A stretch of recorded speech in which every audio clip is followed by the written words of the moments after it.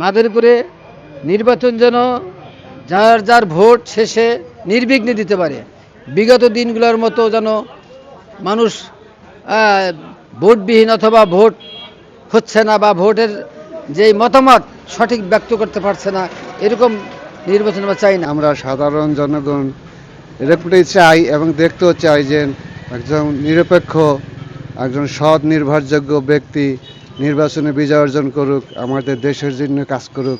সুস্থ নিরপেক্ষ নির্বাচন চাই এবং ভয় ভিত্তির জন্য যাতে না থাকে, এই নির্বাচন চাই।